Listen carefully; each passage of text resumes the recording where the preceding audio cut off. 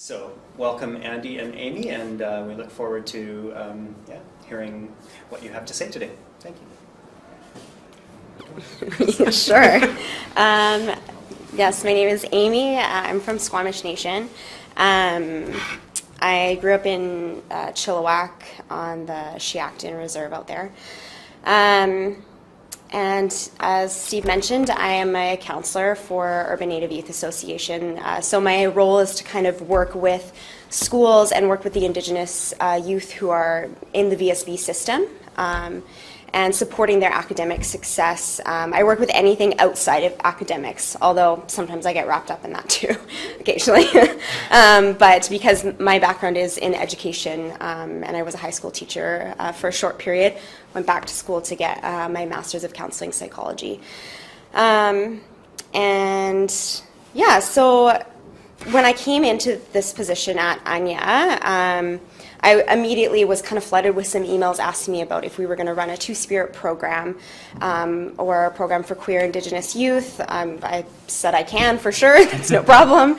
And as I started to look into it, I realized there was some issues around it, around youth coming out, youth identifying as Two-Spirit. And I started to think about my own experience of coming out as Two-Spirit in my community. And then I came across this needs assessment tool, or a report on this needs assessment tool that Anya did in 2004.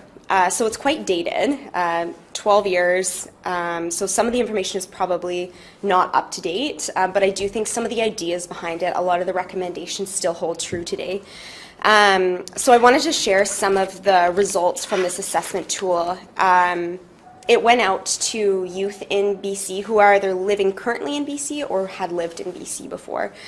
They had to be 24 years or younger and identify as Two-Spirit or queer.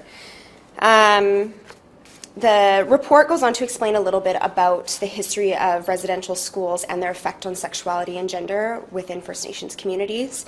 And then it also explains what Two-Spirit is, although the explanation of it is a little bit dated in our understanding of it now that more of the language has been discovered, more conversations have been had around what Two-Spirit looked like in individual communities.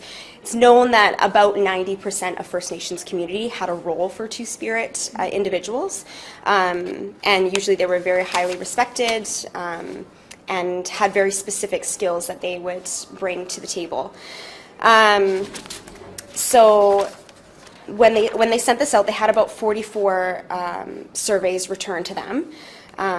So it was a decent look at what's going on for First Nations youth. Of course, again, this is in 2004.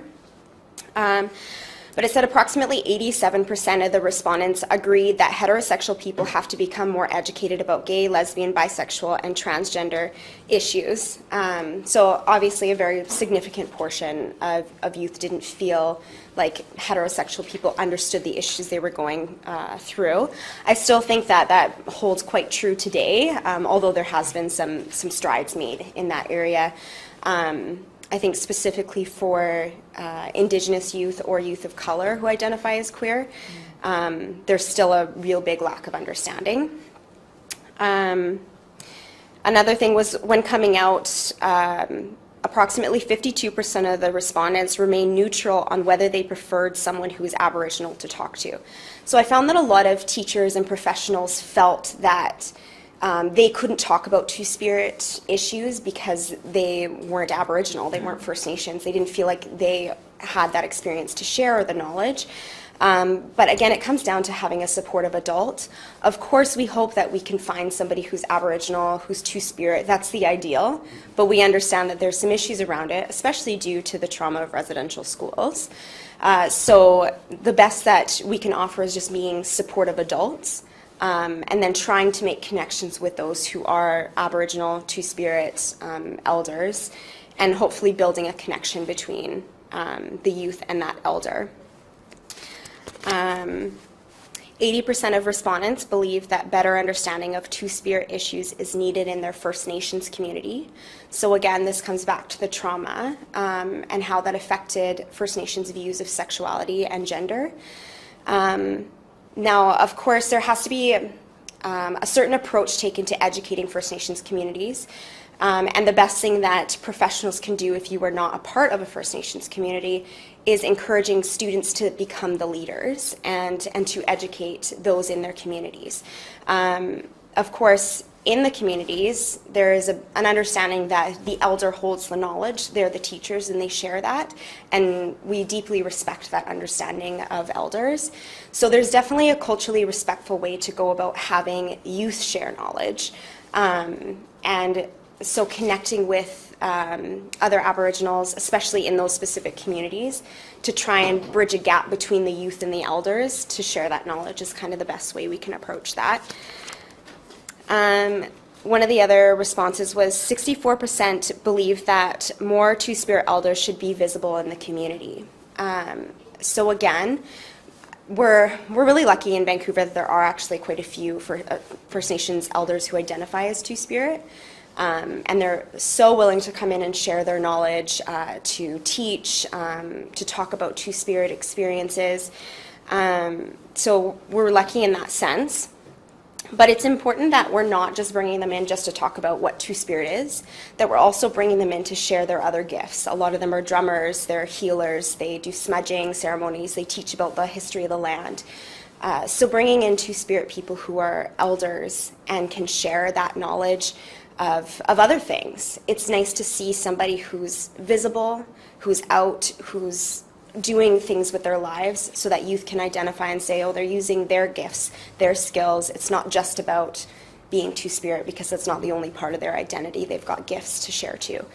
So bringing them in just to do a smudging ceremony or talk about the issues with the pipelines and, bringing them in to share those types of ideas and conversations, but also identifying as Two-Spirit is really important. 55% of respondents stated they were out in their communities, while 20% that said they were not, and the other 25% had never specifically come out, but didn't feel that they were hiding it in any way.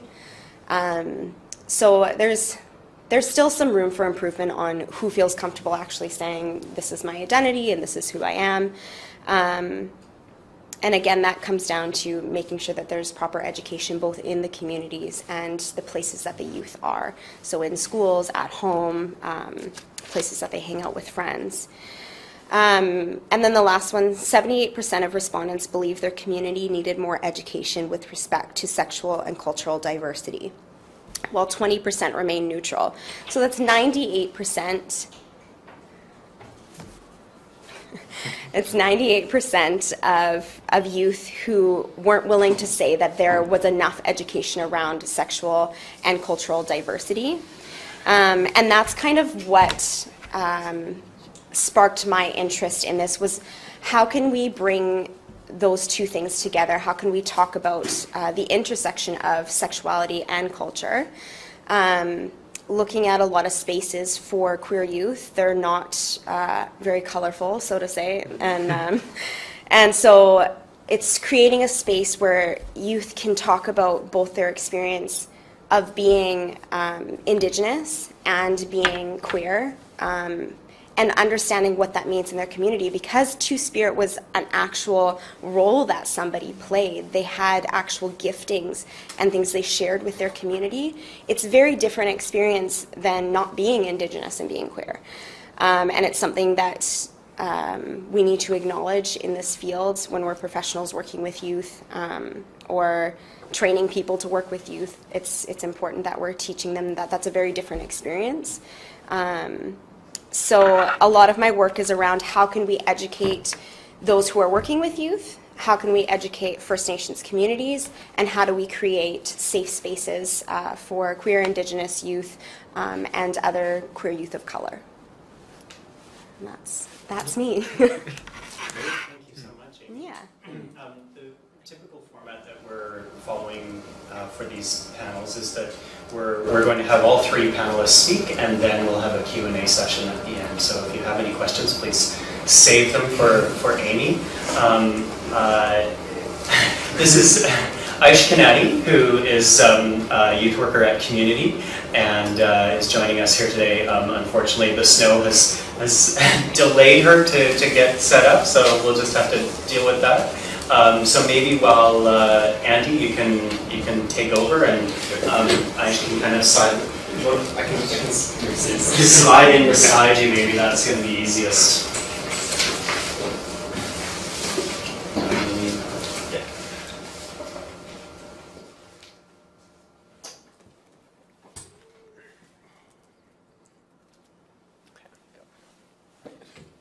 Hi. Thank you for being here, and good afternoon on this kind of slushy winterland outside. So my name is Andy Holmes, and I am a facilitator with Out in Schools, which is a program that delivers presentations in the Lower Mainland and throughout British Columbia here on lesbian, gay, bisexual, trans, two-spirit, queer questioning terminology and issues in schools. I am a recent graduate from a public high school, Prince Well Secondary. So I graduated about 3 years ago, so I still consider myself a youth. So these topics are quite fresh in my mind and in my experience. And I feel very privileged that I get to go back into the schools. I'm hoping to go back to my school one day soon as well to deliver these presentations.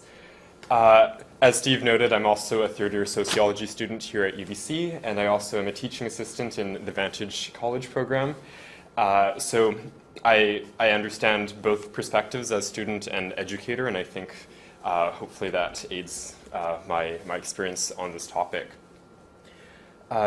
Also, I'd like to acknowledge again that yes, we're on the unceded Musqueam lands here, and I think that to continue off of what you're saying, like it's so integral that queer issues are seen as inextricably tied with reconciliation with Indigenous issues, because discrimination, I think, transcends a lot of identities and are rooted in different power hierarchies that we live in.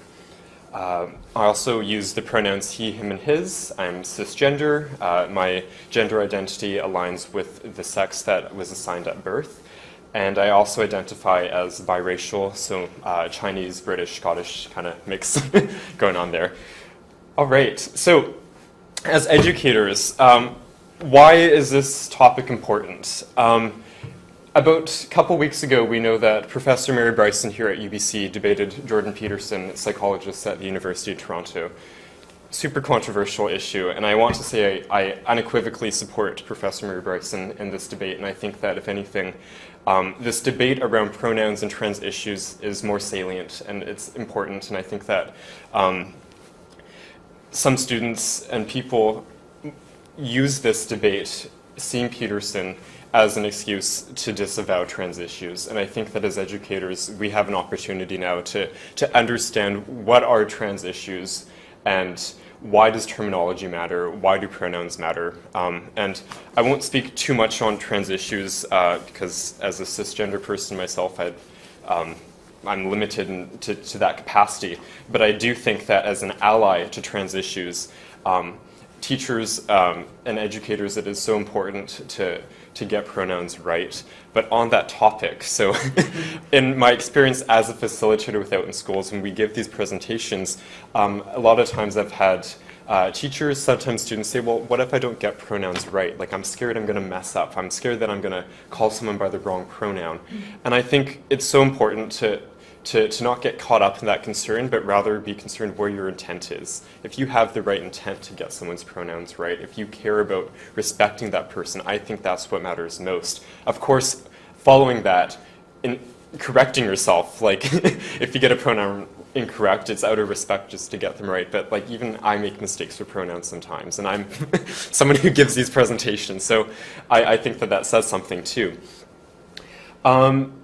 I want to talk about my experience when I was in high school. So I graduated from high school 3 years ago, and I was fortunate that at my school I didn't face bullying. Like I was quite privileged. I was also their student council president, so kind of as an out queer person, it was difficult for people to, I think, bully me in that sense. But I will say that I think for a lot of queer youth, I can speak on behalf of this, that sometimes, or if not often, home is not always a safe place. Home is not always a comfortable place. And for many students, I think they see their teachers and their school as a second home. It's a place of support. It's a place where if they don't have support at home, they know that their teachers and peers might be able to support them. And for me, that was really important for my my experience where I love my parents, love them to death. But yeah, there were some times that it was difficult at home, and I was super fortunate that they were really supportive teachers and peers. And that, I think, goes back to the need for why education around these issues is important. Had it not been for some teachers or counselors, I think I would have had a very different story. I was actually concerned at one point my last year of high school that my grades would plummet because of an event that happened. Fortunately, we know that I'm here now, so things turned out all right. But I want to just go back to Out in Schools now. So when I was 15 years old, I watched my first Out in Schools presentation. Now, Out in Schools, as I said earlier, is kind of a terminology issues. We use short films to have a dialogue around queer issues. And for me, it's hard to articulate this, but from a student's perspective, when I saw Out in Schools supported by teachers, it was telling me, like, these teachers have an authoritative position of power, and it means so much as a queer student to see teachers be very outwardly outspoken and supportive of this issue. Like, it might seem trivial, but for so many students, like, this means a lot, because it means that I have someone who can stand up for me if I'm bullied or if I know I have issues. Now, shifting topics a little bit, I want to talk about anti-bullying really quickly. So I'm sure that as educators, bullying is always a hot topic in schools. As you might be well aware, Anti-Bullying Day, Pink Shirt Day especially, started out as a movement when there was a student who wore a pink shirt to school who was bullied. Now, that student was called homophobic. Homophobia encountered the student, and later on, his peers rallied with more like pink shirts and stuff to support. Why is this important? Like, why are we talking about Pink Shirt Day in terms of anti-bullying initiatives? In my experience, and I'm also guilty to this as someone who organized anti-bullying days in my high school, my problem with anti-bullying day is often it's taken out of context from what people are actually bullied for. It's one thing to say anti-bullying is a thing, but we have to, I think, identify what are the things that people are being bullied for. Is it homophobia? Is it transphobia? Is it fat phobia? Is it racism? Is it the way someone speaks or their gestures? And I think that these things need to be discussed. Otherwise, I think anti-bullying as a discourse is kind of just a facade. Again, right intentions needs to be taken one step further. Now, shifting gears a little bit, I want to talk about intersectionality, given that that's the topic for this panel. As we might be well aware, there was a movie called Stonewall that was released quite recently. Now, this movie had a lot of criticism for fair reason, I think. This character here, who threw the brick, was made up.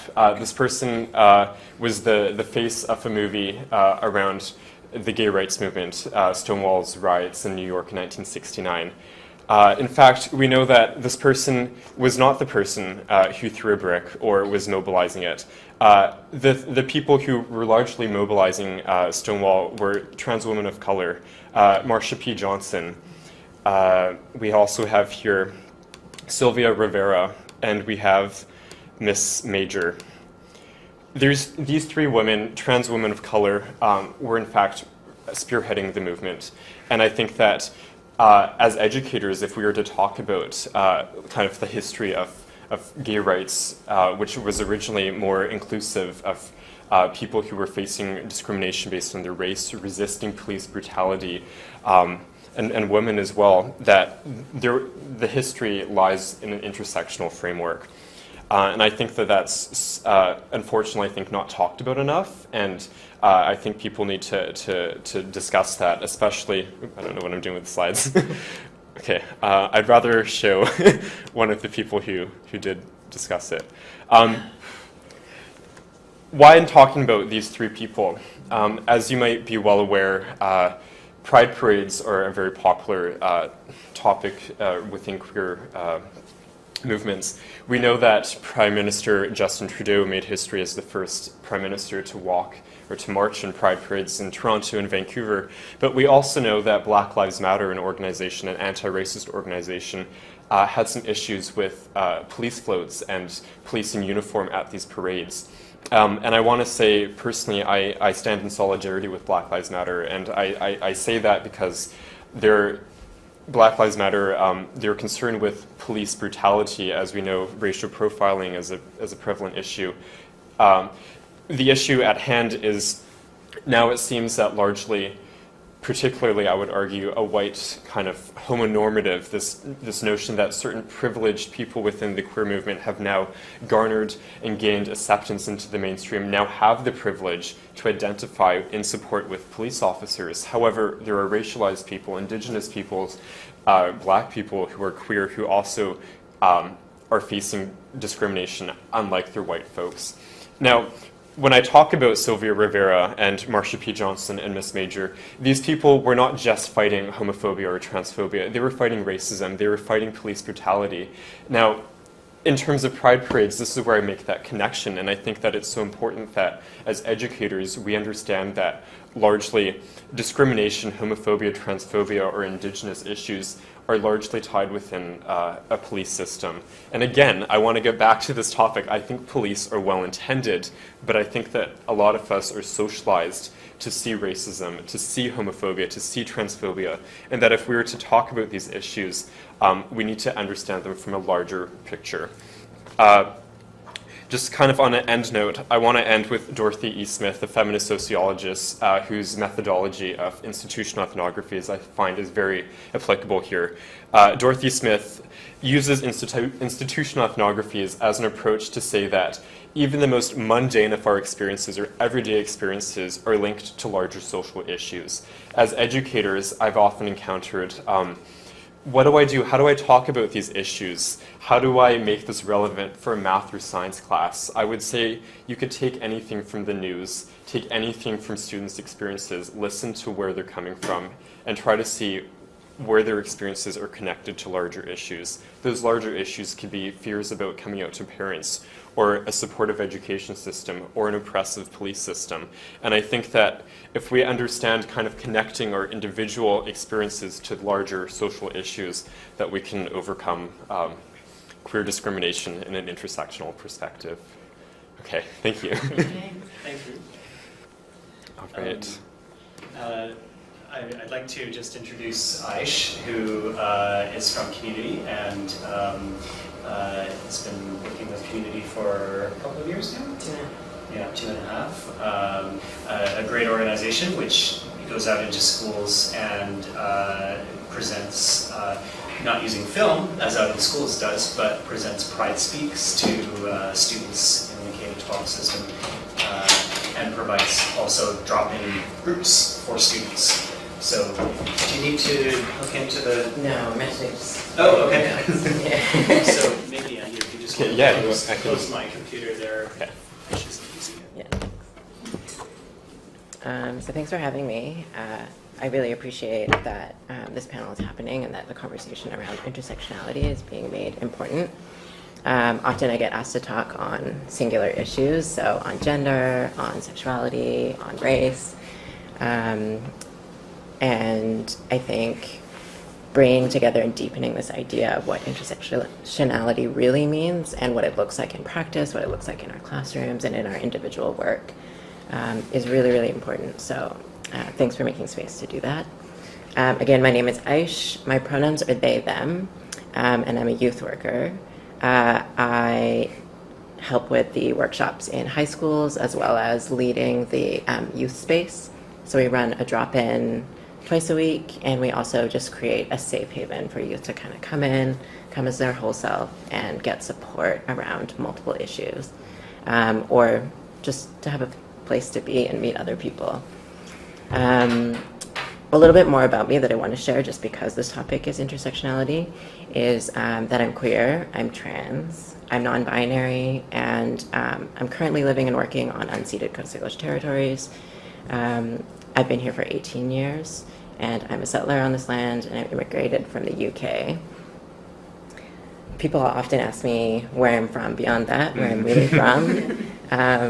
And that has a lot to do with me being a person of color. It also has to do with my name, which can be read as Arabic and can be perceived as Muslim. So then it goes from there.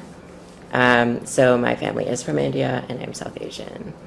I think that in terms of naming that and naming the different intersections that come into my identity, it's really important for me in the work that I do around social justice and activism and creating safer spaces for youth, because it allows me to center where I'm coming from. It allows me to connect to other people.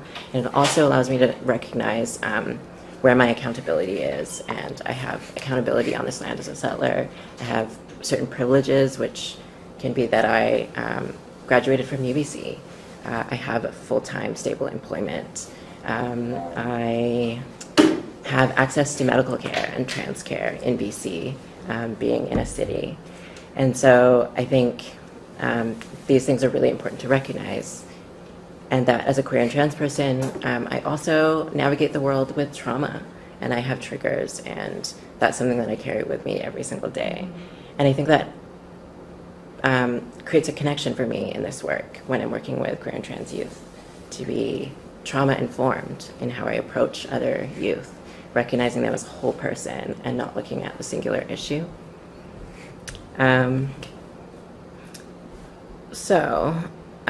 We're talking about intersectionality, and I do want to ground it in the Black feminism that it came from. Kimberly Crenshaw is a Black feminist who is a civil rights advocate and has done amazing social justice work, and coined this term in 1989 after witnessing major injustices for specifically Black women at the time, and met a person named Emma.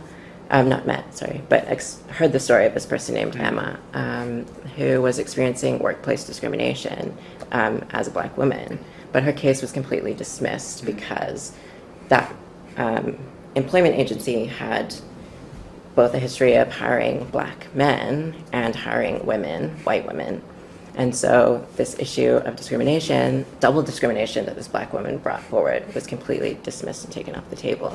And I think that happens a lot when we're supporting youth who are facing multiple barriers at one time. We want to separate it out, and we want to say, what is the issue here? What are we looking at? Is it homophobia? Is it racism? Is it ableism? And we're wanting to find the piece that we can work with, because that's kind of how our systems work. We have systems for queer things. We have systems for gender-based violence or trans care and support, and we want to put them in the box and say, okay, we're going to go off to this resource or this resource. Yeah, and then we don't really get to think about what it's like for those youth when we send them off to those places, or how they will succeed within those types of supports. So it's really important to be naming exactly what happens, connecting to different resources, asking questions, really asking questions. So when a youth comes to you and says, I'm experiencing discrimination or being bullied, for example, like what Andy was saying, what exactly is at play? What are the different layers and frameworks? Kimberly Crenshaw uses the language of it's a framing problem, that we're looking for one thing, but we really need to be asking a bigger question, like what are the multiple frames that are at play for this individual youth or this group of people. So finding out what resources are available, and when there are none, really stepping up to be like, okay, this is important. We have to keep going on this. We can't just squeeze a person into a resource or ask a person to forego part of their identity in order to access something. We really need to take it seriously. An example of this that came up in my work really recently was youth who were coming to me who were LGBTQ and who were also on the autism spectrum, asking for specific places where they could meet and connect with other youth. And while I run a youth space that is LGBTQ and is intersectional and is anti-oppressive and invites people with their multiple identities into that space, we are not specifically naming and connecting youth who have autism, and we're not asking people to disclose that. So when I looked around, I found multiple agencies and youth support groups that were supporting youth on the autism spectrum, and loads of LGBTQ youth that were going to those groups, but were not able to bring that second piece of their identity safely into that space.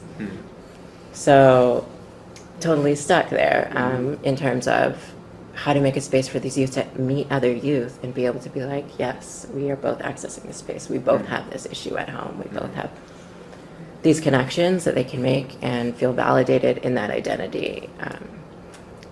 I think the practice of having to show up to a space and being nervous about whether you can share that really does make it feel like it's not real, like it's not important. So in the meantime, since there is not a resource that's available, we've made a drop-in that happens once a month where youth can come and meet each other. It's very informal. The piece there is that they get to meet other people, and we can then connect them with workers or look at their experience of what's happening with multiple frames instead of just asking them to show up with one. That's one example, and I think it trickles into things like housing, it trickles into healthcare, it trickles into our classrooms. When our youth are showing up, and a comment I often get from teachers when we're talking about intersectionality is that I treat everyone the same, and that piece is helpful in that you're not putting assumptions onto people in your classroom to say, yes, bring all your problems into this space. We're going to deal with everything, but the fact that we're sort of invisibilizing what's actually happening for a lot of youth in order for them to succeed in a classroom is an issue. When a youth isn't doing well or is asking for specific support, we need to be asking the question of what's actually happening, what does support look like for you, and what do you need in order to be successful. And I think naming those things, naming racism, naming ableism, naming classism, ageism, homophobia, transphobia, is helpful to understand how to better support our youth, and that is something that people have been doing for so long. It's something that's been going on in our movement for LGBTQ folks, and it really needs to be lifted up, and those voices of people doing that work needs to be lifted up. I really appreciate the mentioning of Black Lives Matter, and I think in regards to intersectionality, that is a huge point of activism that's happening, and it really does get minimalized in terms of its importance in queer spaces, in queer movements, and I think we really need to recognize that this works. Intersectionality, racial justice, stuff around sexual orientation is grounded in activism by Black folks, by Indigenous folks of the land of whom we are settlers on, for those of us who are settlers. So this piece of intersectionality isn't just an idea, it's actually something, it's actually a tool, it's actually something that people are practicing actively.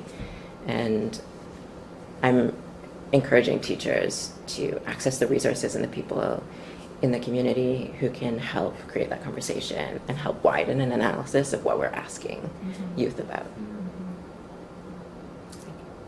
Thank you. Excellent. Wow. Great. I'm just gonna, it's on the other side. That's okay. We'll deal with it later. Open up to questions, comments from people in the audience. Well, one comment. I just am so struck by a message of wholeness of person, people, and you expressed it as talents, thinking of people and all of their talents, thinking of all the frames that people use, and that's such an important message as we enter into a very essentialist perspective holding period of time, which is really going to be bad if we don't maintain that whole way of thinking. As I'm thinking, and I put on my teacher hat and school counselor hat, when we're talking about those multiple frames, and that even you were faced with a challenge when one frame didn't fit the resources that you had. So is it a question of prioritizing? Is it a question of, and I know that's just so terribly simplistic and operational and against what I just said about wholeness, but how does one even start to be helpful? And I'll say it to all three. In terms of what someone might need support with first. I think just asking. I mean, you know, as much as like I have my own thoughts and opinions on it, I'm getting to the point where some people might not consider me a youth anymore, and I'm not in high school anymore. So, and I have a lot of privilege. I have white passing privilege. I have, you know, I have a lot of education behind me. I come from a middle class family, so I have a lot of privilege. So my experience is very different. So I think just asking the youth, what do you need to feel safe? And as Aish said, you know, what's it going to take for you to be successful? What can we provide? Because I think each youth is going to be individual, and that's the point of this, is that each experience is so unique and different. It's different depending on the culture you're coming from. It's different from if you identify as gay or as trans or, you know, as two-spirit. It's a different experience. So just asking, I think, is the most important. As much as I think people are saying, "Oh, I don't make assumptions," in the back of your mind, you are making assumptions about somebody. It's what they present first that you're usually absorbing and acting on that, as opposed to saying, "What's important to you? What do you want to address?" That's great advice. It's really good advice. I'll add that, like, I think having an awareness of the different layers or the different frames is important. So we can ask youth to say what's important to you, and they may just be stuck, be nervous to reveal certain things to us. But if we can lay the framework to say, okay, you have mentioned that financial aid is important to you, or something like that, looking at the forms, being like, okay, so without making assumptions about what you might need or where you might be coming from, these are some barriers to accessing this. Are any of these going to be difficult for you? Okay. And kind of laying out a map for youth instead of saying, just go here and talk to this person. Some of us can do that, and sometimes we're met by someone who's super helpful and is asking the right questions. But if we as individuals can be advocates for youth as well, to say, okay, this is what the process looks like. These are some things that people do come into. I don't know if it's relevant to you, but if it is, you should know. I mean, I think youth know their issues. Everyone knows what is most pressing for them, and I think that, like, to echo what both of you said, like, to give autonomy to people to disclose what they prioritize as their issues. Like, you might have someone who like, I'm thinking, like, if I encounter someone who I think has maybe, like, racism on one hand and homophobia on one hand and gender-based discrimination on one hand, I'm not the one to say which one is most important. They're the ones to say what is most important, because they're the ones who are living the experience. So I think, like, I completely agree. It's about listening to what they have to say, and then letting them to disclose what paths can they best take, and as an educator or counselor, what resources can you then offer? I'm going to press you again, because we're trying to emphasize teacher education for all this year. That's the project in which these talks are taking place. So you've created, in a sense, and perhaps you have as well in your spaces, but you spoke about it and articulated that you have created and maintain a safe space for people's identities to emerge, for these priorities to emerge, etc. How, and that's hard for some people to even imagine, is how would I create a safe space, let's say in my classroom, as we're in teacher education? Can you break down for our audience of teachers, you know, who are well-intentioned and want to create spaces where people can just be and be okay? Just some really, I mean, I know some things that I would do, but what, from your perspective, would be important? Well, I like to use the language of a safer space. I think that no space is inherently safe, and I think it can be discouraging to try and come up with, like, the perfect language or the perfect imagery or whatever it is that you're going to use, but rather being motivated towards creating safer spaces and using learning like from the youth themselves. I think that they bring, like Andy said, a lot of knowledge about what is important to them and what makes spaces safer to them. And without being limited by your own resources, use their, like, hold their feedback as an opportunity to grow. So, for example, language is a big one in our space. And often we get lots of feedback about specific language. Maybe it's ableist language, homophobic language, gendered language, that maybe some youth are really empowered by and other youth are really triggered by or hurt by.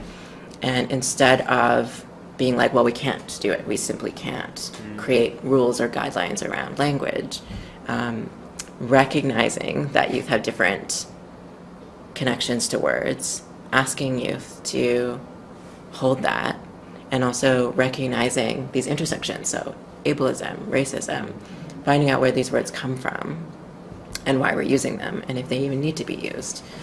That happens a lot around ableist language. I think it's super normalized to use these words and to ground them in ourselves as meaning exactly what we say, and it doesn't at all. It's grounded in ableist language that's used against people with physical and mental disabilities, and so we have to challenge that, use it as an opportunity to challenge some of the ways that we normalize language or we normalize physical barriers for spaces and say, no, we're not going to settle for stairs to this room. We're going to move rooms. If that's not possible, finding out why, like really using it as an opportunity, and naming it. So if your space is not physically accessible, naming that your space is not accessible, and not hiding from that and saying, oh, we're inclusive, we're LGBTQ inclusive. What does that mean and who is that? Is that people of color? Is that people with disabilities? Is that people of all ages or all class backgrounds? And the more that we like question that, and the more that we listen to youth when they come forward and say, hey, I don't feel safe, instead of pushing them and saying, oh, you know, just give it time, really saying, okay, why? Let's work on it.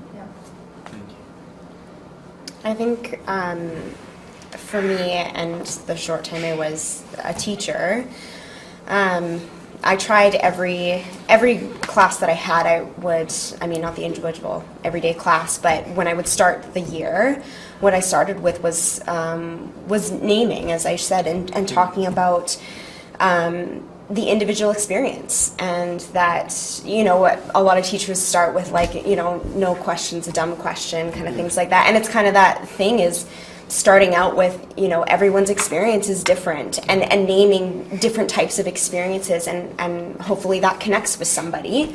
And so making it clear that this is a space that their teacher acknowledges that those are aspects at play. So I think when we start out that way, you're already saying, I'm a person who's willing to acknowledge all those aspects. Maybe I'm not naming all of them, and if you've got something to share with me, I'm willing to listen to that. So starting out that way, I think that's something you can do in any class, doesn't matter what you're teaching. I mean, it was a little bit easier to slip into the classes that I teach because it was English and social studies, so they tend to be classes that were having conversations anyways. But I often had some backlash from, like, math teachers or science teachers saying, well, that doesn't fit. But I mean, you do an opening, you do an introduction in your class when you start anyways. You're introducing yourself.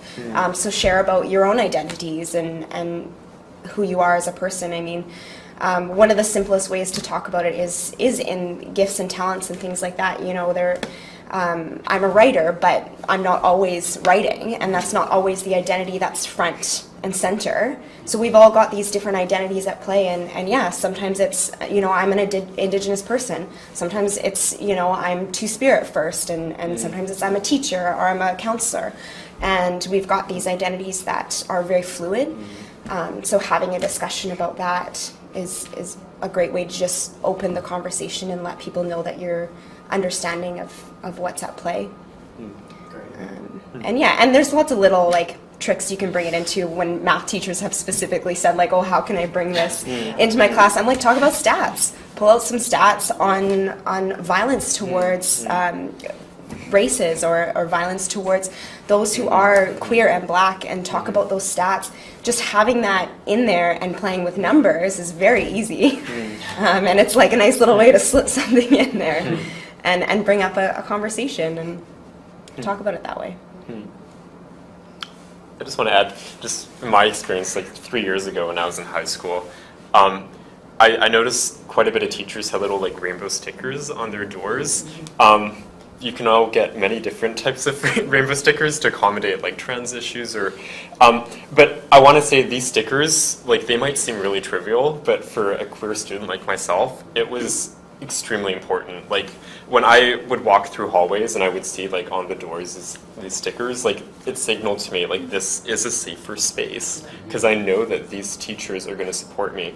I remember I had a biology teacher in grade 12 who kind of like pulled me to the side and he was like, Andy, like what do you think about this rainbow sticker? And I was like, I mean, it's good. And he put it up on his door and I was like, wow, thank you. And like, it's a biology classroom. So back to this topic, like about like, what do we do if it's not like a social studies or like a topic where we can talk about these issues?